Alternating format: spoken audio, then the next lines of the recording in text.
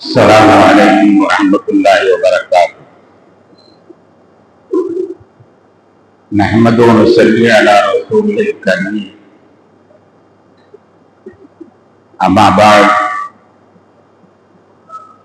فقد قال الله تعالى في كلامه الكريم والفرقان المجيد: أعوذ بالله من الشيطان الرجيم. بسم الله الرحمن الرحيم. إن الذي فرض عليك القرآن لرادوك إلى معاد.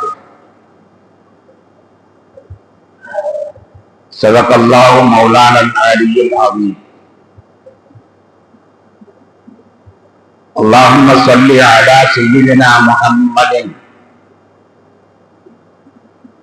شمس الأنبياء وبدر المرسلين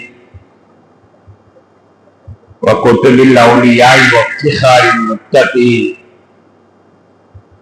تاج الأمة شفيع المذنبين شفيعي يوم القيامة الله يا عالم.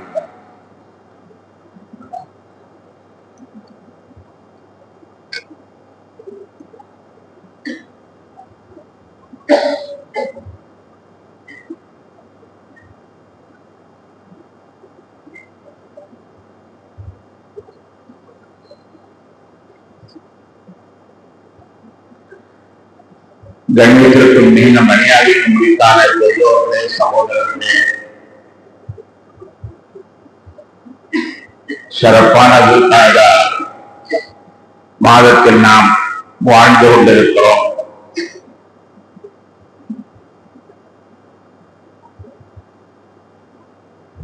இறுதி கடமையை நிறைவேற்றுவதற்காக புனித பயணிகள்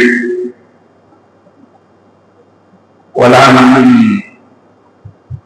திரு கஅபத்துல்லாஹை நோக்கி சென்று கொண்டிருக்கிறார்கள். அல்லாஹ் தான் அவருடைய பயணத்தை பாதுகாப்பான பயணமா ஆக்கி தந்திர புரிவானாக.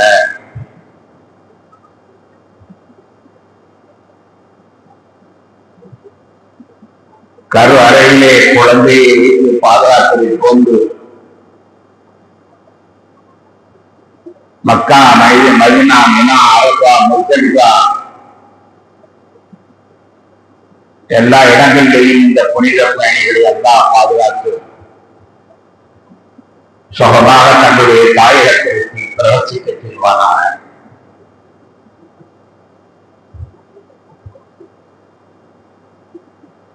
கணேசத்திற்குரியவர்களே, ஹஜ்ஜுக்கு சென்று வந்தவர் எவ்வளவு சிறப்புகளை அவர் அடைகிறார் என்பதை யோசித்து பார்க்கிற பொழுது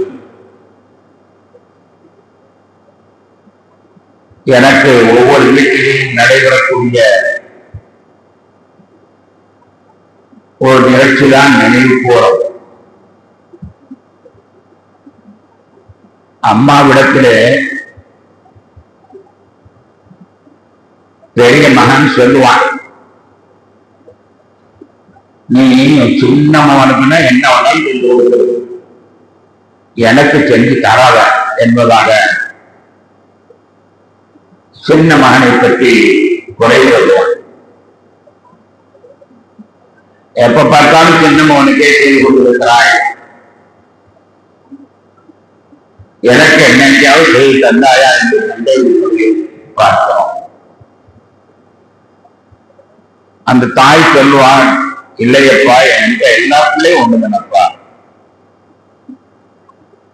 எல்லா பிள்ளையும் ஒண்ணுதானே, ஒண்ணுதானே நான் வயிற்றுல வச்சு பெற்றெடுத்தேன், ஒருத்தனுக்கு ஒரு மாதிரி இன்னொருத்தனுக்கு ஒரு மாதிரியா நான் செய்வேன் என்பதாக தாய் சொல்லுவாள். இந்த சம்பவம் எல்லா வீடுகளிலுமே நடக்கக்கூடியதுதான். அது போன்றுதான் அடியார்கள் நினைத்துக் கொள்கிறார்கள்,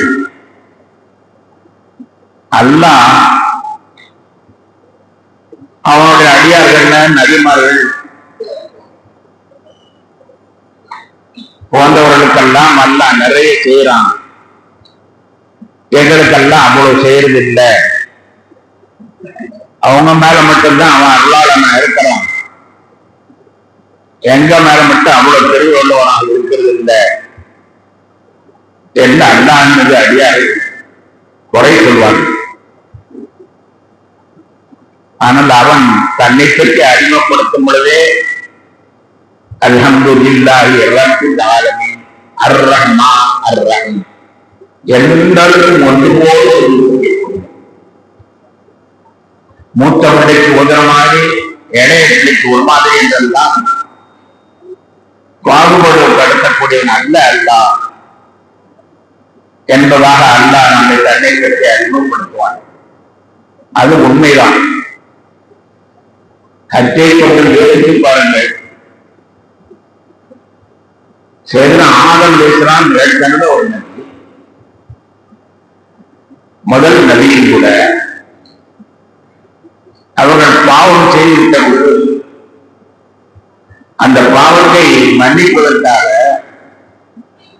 அரபாத் மைதானத்திற்கு அவர்களையும் தொடர்ச்சியாரையும் அழைக்க வைத்து அந்த பாவத்தை மன்னித்தான்.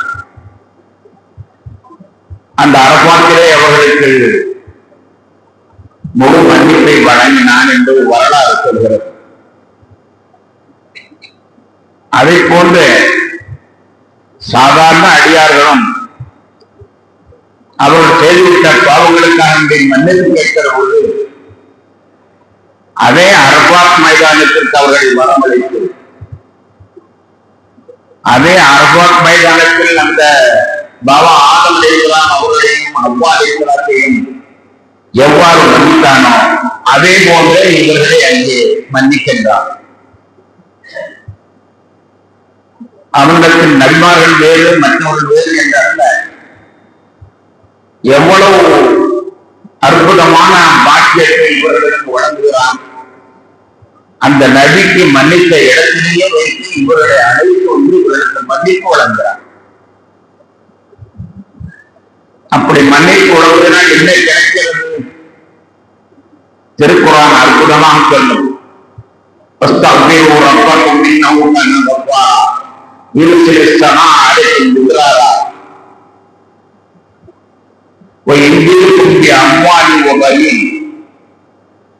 என்றெல்லாம் திருக்குர்ஆனிலே சொல்லும். பாவ மன்னிப்பு கேட்டால் சந்ததிகள் விருத்தியாவார்கள். அந்த ஆயத்தினுடைய சுருக்க கருத்து, பாவ மன்னிப்பு கேட்டால், பாவ மன்னிப்பு பெற்றுவிட்டால் சந்ததிகள் விருத்தியாவார்கள். பாபா ஆதம் அலைஹிஸ்ஸலாம் அவ்வா அலைஹிஸ்ஸலாம் பாவம்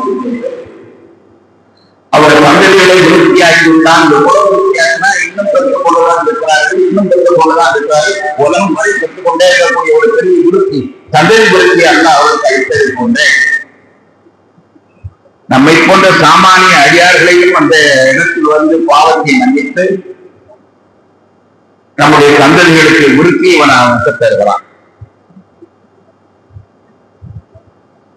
சையதுனா இப்ராஹிம் அலைஹிஸ்ஸலாத்தை யோசித்து பாருங்கள். அவர்கள் அல்லாஹ்விடத்தில் தியாகம் செய்ய முன் வந்தார்கள்.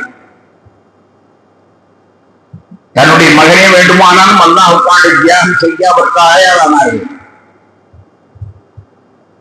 அவர்கள் தயாரானதை அல்லாஹ் தஆலா எந்த இடத்தில் வைத்து ஏற்றுக்கொண்டானோ அவருடைய தியாகத்தை எந்த இடத்தில் வைத்து ஏற்றுக்கொண்டானோ ஏற்றுக்கொண்டானோ அதே போன்று சாமானிய மனிதர்கள் அவர்களுடைய தியாகத்தை அல்லாஹ் தஆலா அதே வினாவிற்கு அழைத்து வந்து அங்கேயே ஆளை அழைத்து சொல்லி அங்கேயே அவர்களுக்கு அந்த தியாகத்தை ஏற்றுக்கொள்கிறார். அல்லாஹ்விடத்தில் மூத்த பிள்ளை இளைய பிள்ளை என்ற வித்தியாசம் கிடையாது. இப்ராஹிம் அலைஹிஸ்ஸலாம் அவர்களுக்கு அவள் தன்னுடைய மகனை அறுக்க முனைந்த பொழுது அந்த தியாகத்தை ஏற்றுக்கொண்டு அதன் மூலமாக அண்ணா அவர்களுக்கு என்ன வழங்கினான் தெரியுமா? திருக்குர்ஆன் சொல்லும், இதில் கலா இப்ராஹிம் ரப்பூஹு கலிமாத்தின் ஃபஅத்தம்மஹுன்ன. கால இன்னி ஜாயில்களின் நாசி மாமா, நபியனே தியாகத்தை செய்துவிட்டேன், உம்முடைய தியாகத்தை நான் ஏற்றுக்கொண்டு விட்டேன், அதன் காரணமாக உண்மை அந்தஸ்தில் நான் உயர்த்துள்ளேன். இன்னி ஜாயில்களின் நாசி மாமா, எல்லா மனிதர்களுக்கும் உன்னை நான் தலைவராக ஆக்குவேன், எல்லா மக்களுக்கும் உன்னை பெரிய மனிதனாக நான் ஆட்சி காட்டுவேன் என்று அல்லாஹ் அங்கே வாக்களித்து அதை செயல்படுத்தி வருகிறார். அதே போன்றே சாமானியர்கள் இங்கிருந்து அவர்கள் அல்லாஹ்வுக்காக வேண்டி தியாகம் செய்ய முற்படுகிற பொழுது அதே இடத்தில் கடைகள் வைத்து, அதே இடத்திலே ஆண்டை அறுக்க வைத்து, அதே இடத்திலே சொல்கிறான், நீங்களும் உங்கள் ஊருக்கு உங்கள் இடங்களுக்கு திருச்சிகளையான மதிப்பு மிக்கவர்களாக மரியாதை மிக்கவர்களாக நடத்தப்படுகிறது. இதுவரை உங்களுக்கு இருந்த மரியாதை வேறு. ஹஜ்ஜுக்கு போனதற்கு பின்னால் ஹாஜி என்ற அந்த சிறப்பான ஒரு மரியாதையும் எல்லா சமுதாயத்திலையும் ஹாஜி என்பதற்கு ஒரு தனி மதிப்பும் மரியாதை இருக்குவதை நாம் பார்க்கிற பொழுது அல்லாஹ் அவர்களை இப்ராஹிம் அலைஹிஸ்ஸலாத்தை அழைத்து அவர்களுக்கு ஒரு பரிசு அளித்தானே, அதை போன்று ஹாஜிகளுக்கும் பரிசு அளிக்கிறார். சிந்தித்து பாருங்கள், ஹாஜி என்றால் யாரும் பெறுவாரியான மக்கள் ஒன்று ரெண்டு இருக்கும், அதற்கு இல்லை. ஹாஜி என்று சொன்னால் அதற்கு ஒரு மதிப்பு, ஒரு மரியாதை எல்லாரிடத்திலும் கொடுக்கப்படுகிறதா இல்லையா? அந்த மரியாதை எதனால் கிடைக்கும் என்றால், செய்தனா இப்ராஹிம் அலைஹிஸ்ஸலாத்துக்கு இன்னி ஜாயில்க லின்னாசி இமாமா என்று சொன்னானே, அதே செய்தியை சாதாரண மனிதர்களுக்கும் அல்லாஹ் அழைத்து கொடுத்து இப்ராஹிம் அலைஹிஸ்ஸலாத்தை கௌரவப்படுத்தி கொண்டு இந்த மனிதரை கௌரவப்படுத்துகிறான் இல்லையா? அன்னை ஹாஜரா அம்மாவை யோசித்து பாருங்கள். அன்னை ஹாஜரா அம்மாவர்கள் அல்லாஹ்வின் நம்பிக்கை வைப்பதில் உலகத்திலேயே அவர்களை போட்டியில்லை என்று சொல்கிற அளவிற்கு முன் உதாரணம் இல்லாதவர்கள். அன்னை ஹாஜரா அம்மா அவர்களுடைய வரலாறு நமக்கு தெரியும். அவருடைய கணவனார் அவர்களையும் கை குழந்தையும் கொண்டு வந்து தண்ணீர் இல்லாத காட்டிலே விடுகிறார்கள். தண்ணீர் இல்லாத காடு, அங்கு மனிதர்களும் இருக்க மாட்டார்கள், அங்கே மனிதர்கள் வரவும் மாட்டார்கள். யாரால் ஒருவன் அங்கே இறந்தான் என்றால் அவனே தோண்டி பழிப்பதற்கு ஆள் இல்லாமல் மக்கி உக்கி எலும்பாகி சாம்பலாய் அப்படித்தான் போக வேண்டியது. அவனை எடுத்து அடக்குவதற்கு கூட ஆள் இருக்காது. அப்படிப்பட்ட மக்கள் சஞ்சாரமற்ற ஒரு காடு, தண்ணீரும் கிடையாது, தங்குவதற்கு வசதியும் கிடையாது, காட்டு விலங்குகள் மறிந்திருக்கக்கூடிய அந்த காலகட்டத்திலே இப்ராஹிம் அலைஹிஸ்ஸலாம் அவர்கள் கொண்டு வந்து விட்டு விட்டு செல்கிறார்கள். எப்படி செல்கிறார்கள் தெரியுமா? திரும்பி பார்க்காமல் செல்கிறார். செல்வதை பார்த்த உடனே கேள்வி கேட்கிறவர்கள் அதன் அம்மா, எங்களை விட்டு செல்வதில்லை, எங்களுடைய குழந்தையின் நாங்கள் விட்டு செல்வதில்லை, எங்களுக்கு தங்குவதற்கு ஏன் இடம்? பதில் பேசவில்லை. சரி, எங்களுக்கு உணவு அடுத்த வேளைக்கு என்ன ஆகாரம்? அதற்கும் பதில் பேசவில்லை. குடிப்பதற்கு கூட தண்ணீர் இல்லாமல் இந்த இடத்தில் குடிக்க நாங்கள் என்ன சொல்வது? என்னுடைய வயிற்றிலிருந்து பால் இருக்கும் முறை உங்களுடைய குழந்தைக்கு கொடுப்பேன். நானே தண்ணீர் அருந்தாத காரணத்தினால் என்னுடைய உடம்பிலிருந்து பால் வருவதற்கு பதிலாக உதிரம் பொழியுமானால் அதையாவது உங்களுடைய குழந்தைக்கு கொடுப்பேன் என்றும் கேட்டு பார்த்து விட்டார்கள். அப்பொழுதும் அவர் பதில் சொல்லவில்லை. இருக்க இடமில்லை, குடிப்பதற்கு தண்ணீர் இல்லை, உணவில்லை, காட்டு விலங்கிலிருந்து பாதுகாப்பில்லை. இப்படி இருக்கக்கூடிய அந்த சந்தர்ப்பத்துல ஒரே ஒரு கேள்வி கேட்கிறேன், அதற்கு மட்டும் நீங்கள் பதில் சொல்லுங்கள். ஒரே கேள்வி, அதற்கு மட்டும் பதில் சொல்லுங்கள். அப்பொழுதும் மௌனமாக இருக்கிறார்கள். நீங்கள் வாய் திறந்து பேச வேண்டாம், தலையாட்டி என் கேள்விக்கு பதில் சென்றால் போதும். கேட்டார்கள், இது அல்லாஹ்வுடைய கட்டளையா? அல்லாஹ்வுடைய கட்டளையா என்று ஒரு கேள்வி கேட்டார்கள். இப்ராஹிம் அலைஹிஸ்ஸலாம் அவர்கள் ஆம் என்பதற்கு அறிவியாக தலையை மட்டும் மாற்றினார்கள். உடனே ஹாஜரா அம்மா என்ன சொன்னார்களோ, இதெல்லாம் வேணாம், இதெல்லாம் அப்படியானால் எங்கள் இறைவன் எங்களை இருக்க மாட்டான். வாருங்கள், இது இறைவனுடைய கட்டளையாக இருந்தால் எல்லாமே அவனிடத்தில் இருந்தால் அவன் தருவான். இறைவனுடைய கட்டளையாக இருந்தால் நான் யாருக்கும் பயப்பட மாட்டேன். இறைவனுடைய கட்டளையாக இருந்தால் தண்ணீர் இல்லாமல் வாழுவேன். இறைவனுடைய கட்டளையாக இருந்தால் உணவு இல்லாமல் வாழுவேன். இறைவனுடைய கட்டளையாக இருந்தால் பாதுகாப்பு இல்லாமல் வாழ்வேன். எல்லாம் அல்லாஹ்வுடைய உத்தரவாக இருந்தால் அவன் எங்களை இணைக்க மாட்டான் என்று சொன்னார்கள். இந்த சமூகத்தை சொல்லுகிற பொழுது நபிகள் நாயகம் ஸல்லல்லாஹு அலைஹி வஸல்லம் எங்கள் பாட்டிக்கு எவ்வளவு தவக்கல் பார்த்தீர்களா? எங்கள் பாட்டி ஹாஜர் அம்மாவுக்கு எவ்வளவு தவக்கல் பார்த்தீர்களா? அல்லாஹ் என்னை பாதுகாப்பான் என்பது மீது எவ்வளவு நம்பிக்கை வைத்திருந்தார்கள் என்பதை அந்த ஹஜ்ஜுடைய சம்பவங்கள் நினைவுறுகிறது. அவர்கள் அந்த குழந்தைக்கு தண்ணீர் தேடுகிறார்கள். இந்த மலையிலேயும் அந்த மலையிலேயும் அலைந்து தேடுகிறார்களே, அதே இடத்திலே அதை போன்றே இந்த ஹாஜிகளை எல்லாம் ஓட வைக்கிறார். அவர்கள் எந்த இடத்தில் ஓடினார்களோ அந்த இடத்தில் ஓடுங்கள் என்று சொல்கிறான். சொல்லி அதே கடமையை செய்ய வைத்து இவர்களுக்கு அல்லாஹ் அபரிமிதமான தவக்கலை கொடுத்து அனுப்புகிறான். ஹஜ்ஜுக்கு செல்வதற்கு முன்னால் எப்படி இருந்தாலும் தெரியாது. ஹஜ்ஜுக்கு போய் வந்ததற்கு பிறகு அவர்களுக்கு அற்புதமான தவக்கல் வந்து விடுகிறது. அந்த ஏழை நம்பிக்கை வந்து விடுகிறது. அல்லாஹ் என்பது அவர்களுக்கு இருக்கக்கூடிய பற்று மிகைப்பட்டு விடுகிறது. அன்னை ஹாஜரா அம்மா அவர்களை அழைத்து அந்த இடத்தில் அவர்களுக்கு தவக்கல் என்ற ஒரு வரிசை அளித்ததை போன்றே இந்த ஹாஜிகளையும் அதே இடத்தில் அழைத்து சென்று அதை போன்றே நடமாட வைத்து சபா மறுவாவிலே ஓட வைத்து அவர்களுக்கு கொடுத்ததை போன்றே அதை தவக்கலை அவர்களுக்கு கொடுத்து அனுப்புகிற காட்சி அல்லாஹ்விடத்திலே ஹாஜரா அம்மாவா இருந்தால் என்ன, சாதாரண மனிதனாக இருந்தால் என்ன என்ற ஒரு அற்புதத்திலே அந்த சமத்துவத்திலே அவர்களுக்கும் அதை செய்கிறான். ஹஜ்ஜினால் எவ்வளவு கிடைக்கிறது, எவ்வளவு கிடைக்கிறது. கண்ணியத்திற்குரியவர்களே, கண்மணி நாயகம் ஸல்லல்லாஹு அலைஹி வஸல்லம் பற்றி கொஞ்சம் யோசித்து பாருங்கள். அருமை நாயகம் ஸல்லல்லாஹு அலைஹி வஸல்லம் அவர்கள்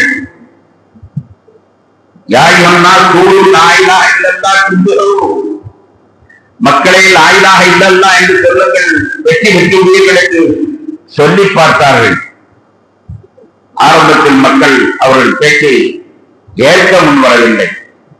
எப்பொழுதெல்லாம் கொள்வி ஆய்வனால் துஃப்லிஹு என்று சொல்றார்களோ, நாக்கு சத்தியோ பொய்னா இவர் பொய்யங்கள் இவனை உண்மைப்படுத்தாது என்று சொல்லிக் கொண்டே பின்னால் சுருட்டிக் கொண்டு தருவான். அவ்வளவு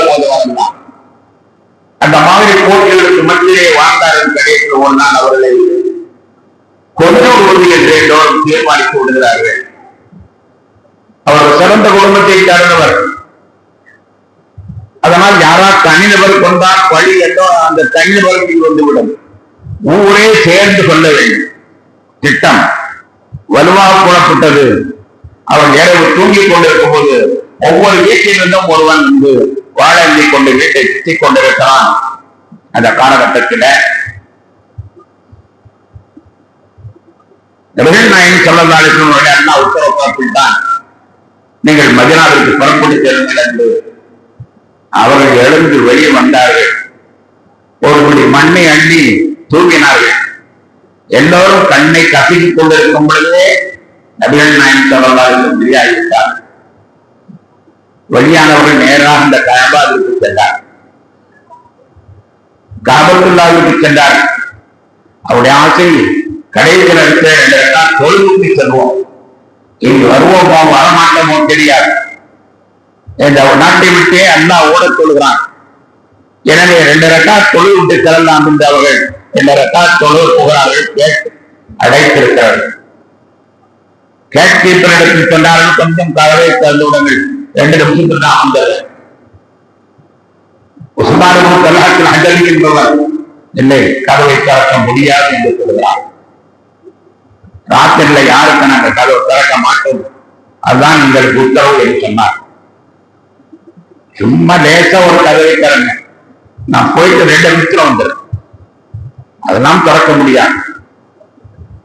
பெருமானார் ஸல்லல்லாஹு அலைஹி வஸல்லம் அவர்களுக்கு கோபம் வந்து விட்டது. கையில சாவி இருக்கிறது என்ற மமதையில் பேசுகிறா. யானைக்கு ஒரு காலம் என்றால் பூனைக்கு ஒரு காலம் வரும். அவருடைய கையில் இருக்கக்கூடிய சாவி என் கையில் வந்தால் அப்போது உமக்கு கருணை காட்ட வேண்டும் என்று உமக்கு எண்ணம் இருந்தால் எனக்கு 2 ரக்காத் அனுமதித்தார்கள் என்று கேட்கிறார். அவர் சிரிக்கிறார். அந்த வாயில் காப்போ சிரிக்கிறார். என்ன சொல்கிறார் தெரியுமா? அனாதை அப்துல்லா மகன் முகம்மதுக்கு இந்த கஅபாவுடைய சாவி கையில் வருவதாம். என்ன ஆசை பாரு. அனாதை அப்துல்லாவுடைய மகன் முகம்மது கையில இந்த சாவி கஅபாவுடைய சாவி வருவதா? என்ன ஆசை பாரு. ஒரு கால் நடக்காது, கதவை திறக்க முடியாது என்று சொல்லிவிடுகிறார். அந்த காபாவிலிருந்து பெருமானார் ஸல்லல்லாஹு அலைஹி வஸல்லம் அவர்கள் என்ன கவலையில் வெளியே இருப்பார்கள் என்பதற்கு தெரியும். முற்றத்திலே 2 ரக்காத்தை தொழுது சொன்னார்கள், என் இறைவா, எனக்கு பிரியமான ஊரிலிருந்து என்னை வெளியேற்றுகிறார், உனக்கு பிரியமான ஊரிலேயாவது குடியமர்த்துவாயாக. அகஜத்தனின் நகத்தில் விழாது இழைக்க பஸ்கின் நீட்டி ஆற்றில் விழாது இழைக்க என்று அல்லாஹ்விடத்தில் முறையிட்டு விட்டு அவர்கள் அழுதுகொண்டே அந்த இடத்தை விட்டு அகழ்கிறார். இப்படி ஒரு காட்சி நடந்தது. அல்லாஹ் தஆலா அவர்களுக்கு ஆறுதல் சொன்னான். இன்னல்லதி ஃபரத அலைக்கல் குர்ஆன குர்ஆனை உம்மீது இறக்கிய அல்லாஹ் நிச்சயமாக இந்த ஊருக்கு உம்மை கொண்டு வந்து சேர்ப்பான். இப்படியே சொல்றாங்க. இன்னல்லதி ஃபரத அலைக்கல் குர்ஆனை இறக்கிய அல்லாஹ் திரும்பவும் உங்களை கொண்டு வந்து சேர்ப்பான். கவலைப்படாமல் சென்று வாருங்கள் என்று அல்லாஹ் அவர்களுக்கு ஆறுதல் மொழி சொல்கிறான். சில காலங்கள் கழிந்தது.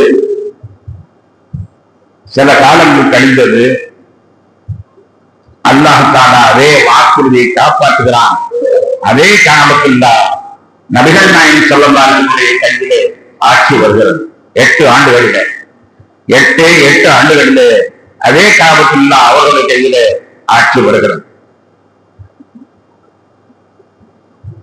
அப்பொழுது அந்த கஅபாவுடைய சாவி யாரிடத்தில் கொடுப்பது என்ற பிரச்சனை வரும்போது ஹஜ்ரத் அலி ரலியல்லாஹு அன்ஹு அவர்கள் வேகமாக சென்று அந்த சாவியை பிடுங்குகிறார். விடுங்கும்போது சொல்லுகிறார்கள், அன்று நீ என்ன சொன்னாய்? அனாதை முகம்மதுடைய சாவி, அனாதை முகம்மது இந்த கஅபாவுடைய சாவியா என்று கொக்கரித்தாய் அல்லவா? அதே நாள் அல்லாஹ் எங்கள் கையிலே சாவியை தந்து விட்டான். கொண்டா சாவி என்று படிக்கிறார். எவ்வளவு பெரிய மாற்றம் என்பதை பாருங்கள். நபிகள் நாயகம் ஸல்லல்லாஹு அலைஹி வஸல்லம் சாந்த சொரூபியான அன்பும் எல்லோரும் மீது பார்க்கும் கொண்ட அவர்கள் பாவம் அந்த சாவியின் மீது அவர் பேரை வைத்திருக்கிறார். அவர்களிலே கொடுத்து விடுங்கள். அவர்கள் அல்ல, அவர் சாவு வரைக்கும் மட்டுமல்ல, அவருடைய சந்ததியாக உலகத்தில் எத்தனை சந்ததி வந்தாலும் அவங்கள்டே இந்த சாவி இருந்து போட்டோம். வேநாயகம் முகமதுடைய கையில சாவியை திறக்கும் பொறுப்பை அவர் கையிலே கொடுத்து விடுங்கள். அவன் ஒண்ணு முட்டாள்தனம் நடந்தா நான் முட்டாள்தனம் நடக்கக்கூடாது. வேண்டாம், சாவி அவரிடமே கொடுத்து விடுங்கள் என்று கண்மணி நாயகம் ஸல்லல்லாஹு அலைஹி வஸல்லம் பிரியமாக கொடுத்த ஒரு வரலாறு நினைத்து பாருங்கள். கஅபத்துல்லாஹ்வுக்கு செல்லக்கூடிய அடியார்களுக்கு அல்லாஹ் அந்த வாய்ப்பை தருகிறான். அன்பர்களே, நீங்கள் உங்கள் உலகத்திலே ஏதாவது பிரச்சனைக்கு உட்பட்டவர்களாக இருந்தால் அந்த பிரச்சனை அனைத்தையும் வெற்றியாக்கி உங்களுக்கு திரும்பவும் உங்களுடைய சந்தோஷத்தை மகிழ்ச்சி நான் மீட்டு தருவேன் என்று நம்மை எல்லாம் கொடுத்து வாக்களிப்பதற்காக எந்த அவர்கள் எந்த இடத்தில் இருந்தாலோ அந்த இடத்தில் கொண்டு போய் சேர்க்கிறான். எப்படி ஆதம் அலைஹிஸ்ஸலாத்துடைய தௌபாவை ஏற்றுக்கொண்டானோ அது போன்ற அடியாருடைய தௌபாவை ஏற்கிறான். இப்ராஹிம் அலைஹிஸ்ஸலாத்துடைய தியாகத்தை ஏற்றுக்கொண்டானோ அதே போன்று அடியார்களுடைய தியாகத்தை ஏற்றுக்கொள்கிறான். ஹாஜரா அம்மா அவர்களுடைய தவக்கலை ஏற்றுக்கொண்டானோ அதே போன்று சாதாரண மனிதர்களுடைய தவக்கலை ஏற்றுக்கொள்கிறான். கண்மணி நாயகம் ஸல்லல்லாஹு அலைஹி வஸல்லம் அவர்களுக்கு இழந்த ஆட்சியை திருப்பிக் கொடுத்ததை போன்றே இந்த ஹாஜிமார்களுக்கு அவர்கள் எதையும் இழந்திருப்பார்களே, ஆனால் அதை அவன் திருப்பிக் கொள்வதற்கு வாக்களிக்கிறான். ஏதாவது துன்பங்களை அவர்கள் சந்தித்திருப்பார்கள், அந்த துன்பங்கள் பறந்தோடுவதற்கு அந்த வாக்களிக்கிறான். கண்மணி நாயகம் ஸல்லல்லாஹு அலைஹி வஸல்லம் அவர்களுக்கு அந்த இடத்தில் எவ்வளவு பரக்கத்தை கொடுத்தானோ அதே பரக்கத்தை அதே இடத்திற்கு வர செய்து இந்த மக்களுக்கு அல்லாஹ் அதை கொடுக்கிறான் என்றால் இந்த ஹஜ்ஜுடைய பாக்கியம் எவ்வளவு பெரிய பாக்கியம் தெரியுமா? கஅபாவை பார்த்தோர் அழுவார்கள். நான் அந்த காலில் இந்த இடத்துல கால் பறிக்கிறதுக்கு அறியாமனா மோசமான எனக்கெல்லாம் இந்த இடத்துல மிதிக்கக்கூடிய பாக்கியத்தை தந்தானே. அளவு நான் கண்ணால் பார்த்திருக்கிறேன். மிக மோசமானவன் எனக்கு அல்ல இந்த இடத்தில் மிதிக்கிறது பாக்கியத்தை தந்தானே, அது ஒன்று போதுமே சொல்லுவார். அற்பமான தகுதி இல்லாத எந்த எனக்கு எந்த இடத்தில் கால் பறிக்க அல்லாஹ் தந்தானே என்று எண்ணுவார்களே, அதுபடி போன்று நாம் நிற்கிற பொழுது அல்லாஹ் நமக்கு சொல்கிறான், நீ இழந்ததை எல்லாம் திரும்ப பெறுவாய். உன்னுடைய வாழ்க்கையிலே தோல்விகள் இருந்தால் அதெல்லாம் நீங்கப்பட்டு வெற்றியை பெறுவாய். கணேசபதி பெருமக்களை என்ன வீழ்நாய் சொல்லப்படுகிறது அல்லாஹ் தஆலா ஆறுதல் சொன்னான். இன்னல்லதி பரத அடைக்கல குர்ஆன் வாத்துக்கள் இல்லாம குர்ஆனை கடமையாக்கியவன் இறக்கியவன் உங்களை திரும்பவும் இந்த இடத்திற்கு கொண்டு வருவான் என்ற ஆயத்தை சொன்னான். இந்த ஹாஜிமார்கள் வீட்டிலிருந்து புறப்படும் பொழுது உங்களுக்கு தெரியுமோ தெரியாதோ, தன்னுடைய வீட்டு வாசல்ல இதே ஆயத்தை எழுதி விட்டு புறப்படுகிறார். அஜர்மாரிடத்துல சொல்லி தாழ்ந்த அந்த ஆயத்தை இன்னும் எழுதி விடுவாங்களாம், எழுதி விடுவாங்களாம் தான் அதை ஒட்ட சொல்லுங்க, கொண்டு வாங்க, எழுதிட்டாங்கன்னு சொல்லி ஒட்டிட்டு போவாங்க. இந்த ஊர்ல பழக்கம் இருக்கிறதோ தெரியல, எனக்கு கேட்ட யாரும் என்று கேட்கல, அதனால நான் சொல்றேன். பெருவாரியான ஹாஜிமார்கள் வீட்டை விட்டு புறப்படும் பொழுது அவர்கள் தெரிந்தவர்களா இருந்தால் அவர்கள் அந்த வாசலில் எழுதிட்டு சொல்வார்கள்.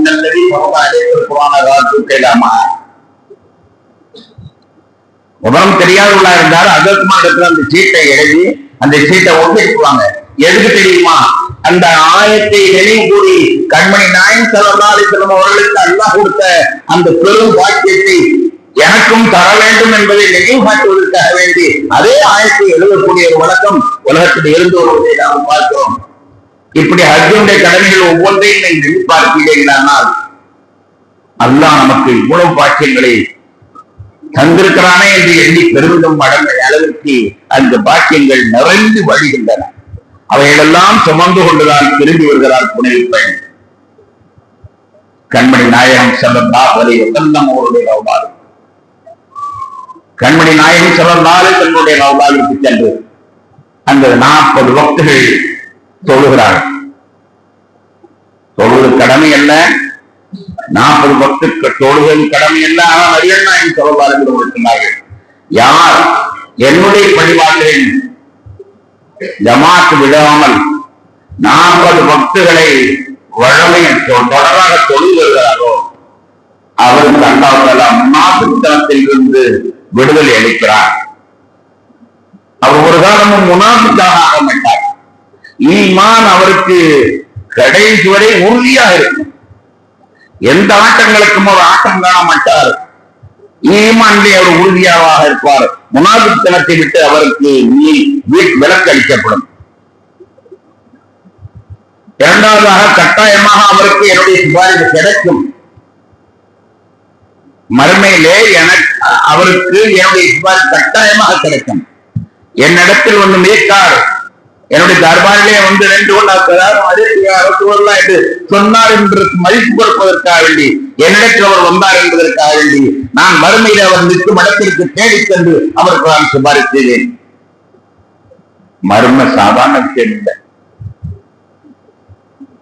மறுமை என்பது சாதாரண விஷயம் அல்ல. எத்தனை மனிதர்கள் உலகத்தில் பிறந்தார்களோ அத்தனை மனிதர்களும் ஒன்று கூடி இருக்கும் பொழுது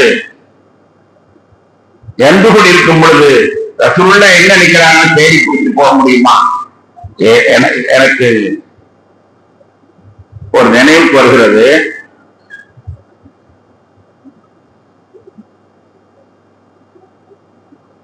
நாகூர் பக்கத்துல ஒரு அவுலியா வாழ்ந்து வந்தார்கள். வேறு மரதமா இருக்கு. அவுலியா ஒருத்தவங்க வாழ்ந்துட்டு இருந்தாங்க நாகூர் பக்கத்துல ஊர்ல. அவர்கள் வஃபாத்தாகி விட்டார்கள். அந்த வஃபாத்தின் சந்தர்ப்பத்துல ஜனாசா தொழுகையை நீடூர் ஜாமியா மிஸ்பாவுல்லா அரபிக் கல்லூரி முதல்வர் OM அப்துல் காதர் தாக்கவி ஹஜரத் அவர்கள் தொழுகை நடத்துவார்கள் என்று அறிவிப்பு செய்கிறார்கள். அவருடைய ஜனாசாவிற்கு தொழுவிப்பதற்கு என்னை தேர்ந்தெடுத்து அறிவிக்கிறார்கள்.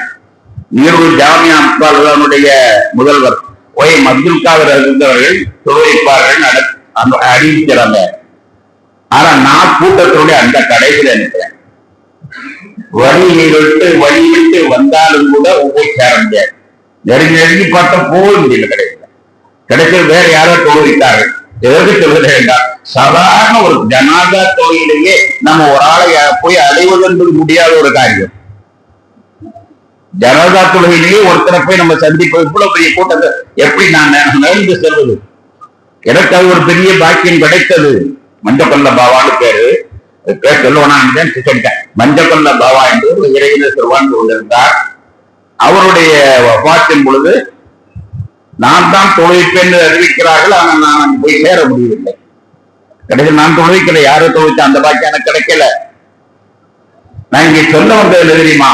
கூட்டம் சாதாரண மனிதன் நிலைமையே இப்படி இருந்தால் உலகம் தோன்றியதிலிருந்து உலகம் அழியும் முறை அத்தனை முஸ்லிம்களும் எனக்கு சிபாரிசு செய்ய ரசூலுல்லா, எனக்கு சிபாரிசு செய்ய ரசூலுல்லாவை எப்படி போய் அடைகிறது, எப்படி போய் நம்முடைய தந்தத்தை எல்லாம் சொல்லி தண்டமாலாம் பண்ணிட்டேன், எப்படியோ நல்லா சொல்லி என்ன சொல்வது